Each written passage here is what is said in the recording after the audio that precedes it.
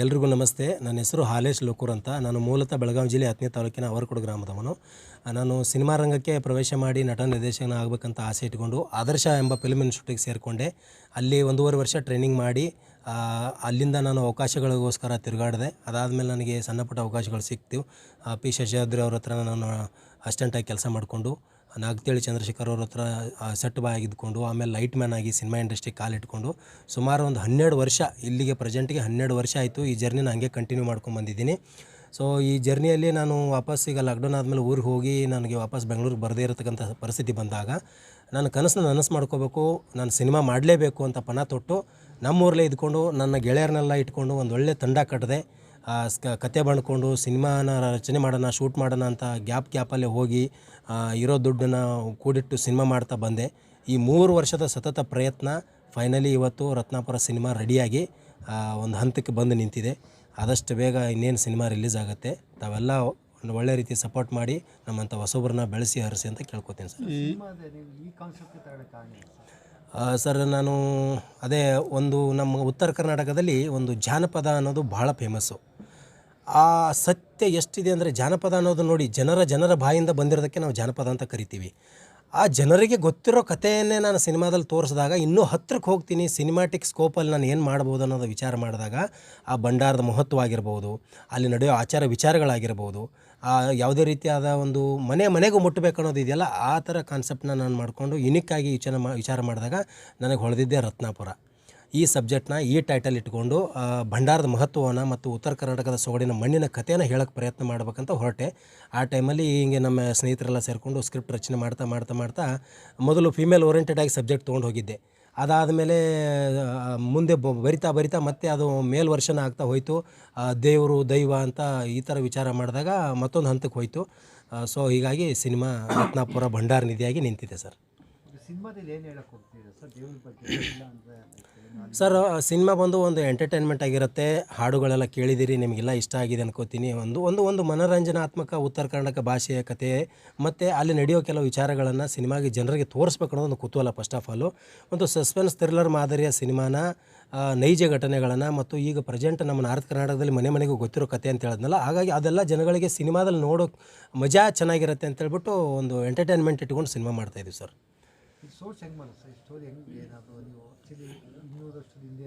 ಹೌದೌದು.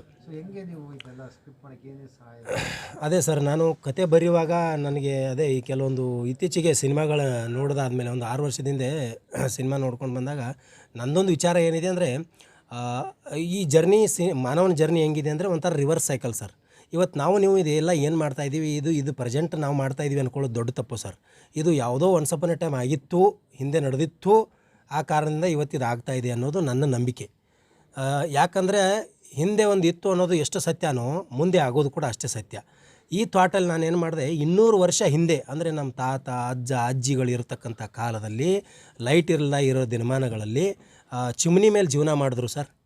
ಆಗ ದೇವ್ರ ಪೂಜೆ ಮಾಡಿದ್ರು ಸರ್. ಅದು ಯಾವ ರೀತಿ ಮಾಡಿದ್ರು, ಹೆಂಗೆ ದಿನ ಕಳೆದ್ರು, ಕೆಲವೊಂದು ಆಚಾರ ಕೆಟ್ಟದಾಗಿದೆ. ನರಬಲಿ ಕೊಡೋದು, ಮಗು ಬಲಿ ಕೊಡೋದು, ನಿಧಿಗೋಸ್ಕರ ಏನೇನೋ ಮಾಡೋದು, ಈ ಥರ ಎಲ್ಲ ನಾನು ಕತೆ ಕೇಳ್ಕೊಂಡು ಬಂದಾಗ ಅದು ಹೆಂಗೆ ಅನ್ನಿಸ್ತು ಅಂದರೆ, ಇದನ್ನೆಲ್ಲ ಇಟ್ಕೊಂಡು ಸಿನಿಮಾ ಮಾಡಿದ್ರೆ ಚೆನ್ನಾಗಿರುತ್ತೆ ಅಂತ ಹೇಳ್ಬಿಟ್ಟು ರತ್ನಾಪುರ ಭಂಡಾರ ನಿಧಿ ಮಾಡಿದೆ.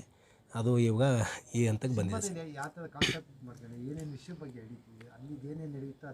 ಸರ್. 200 ವರ್ಷ ಅಂದರೆ ನೋಡಿ, 1818 ಕಾಲದಲ್ಲಿ ಒಂದು ರಾಜ್ಯತ್ವ ನಡೀತಾ ಇತ್ತು. ಇವಾಗ ಗೌರ್ಮೆಂಟ್ ಸರ್ಕಾರ ಇದೆಲ್ಲ ಈ ಥರ ನಡೀತಾ ಇದೆ. ಲೈಟ್ ಇಲ್ಲದೆ ಇರೋ ದಿನಮಾನಗಳಲ್ಲಿ ರಾಜ್ಯತ್ವ ಕಾಲ ಇತ್ತು. ಸರ್ಕಾರಿ ವಾಡೆಗಳಂತ ಇತ್ತು, ಧನಿಗಳಿದ್ದರು, ಡ್ಯೂಟಿ ಹಿಡ್ಕೊಂಡು ಜೀವನ ಮಾಡ್ತಾಯಿದ್ವಿ. ಚಿಮ್ನಿ ಹಚ್ಕೊಂಡು ಮನೆಯಿಂದ ಆಚೆ ಹೋಗಬೇಕಾಗಿತ್ತು. ಎಲ್ಲಿ ನೋಡಿದ್ರು ಕಾಡಿತ್ತು. ಈ ಥರ ಕಾಂಕ್ರೀಟ್ ಬಿಲ್ಡಿಂಗು ಅದು ಇದು ಇಂಥದ್ದು ಏನೂ ಇರಲಿಲ್ಲ.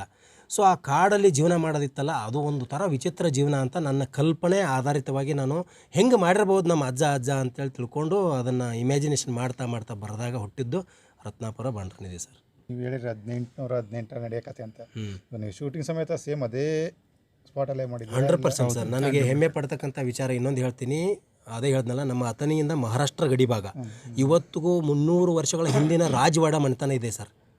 ರಾಜವಾಡ ಮನೆತನಗಳಿದೆ, ಸರ್ಕಾರಿ ವಾಡೆಗಳಿದೆ, ಡಪ್ಲಾಪುರ ಮನೆತನ ಅಂತ ಈ ಥರ ಜತ್ ಸರ್ಕಾರದಿಂದ ಹಿಡ್ಕೊಂಡು ಕರ್ನಾಟಕ ಸರ್ಕಾರವರೆಗೂ ಇರತಕ್ಕಂಥ ರಾಜವಾಡೆಗಳು ಇವತ್ತಿಗೂ ಸ್ಟಿಲ್ ಇದೆ.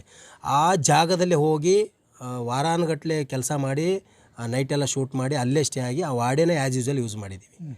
ನೆಕ್ಸ್ಟ್ ನಿಮಗೆ ಟ್ರೈಲರಲ್ಲಿ ನೀವೆಲ್ಲೂ ಅಂದರೆ ಸೆಟ್ ಹಾಕೋದಾಗಲಿ ಬೇರೆ ಇಲ್ಲ ಇಲ್ಲ ಇಲ್ಲ ನಾವು ಯಾವುದೇ ರೀತಿ ಸೆಟ್ ಹಾಕಿಲ್ಲ ಸರ್. ಎಂಟೈರ್ ಸಿನಿಮಾನ ಒರಿಜಿನಲ್ ಲೊಕೇಶನ್ಗಳಲ್ಲೇ ಶೂಟ್ ಮಾಡಿದ್ದೀವಿ.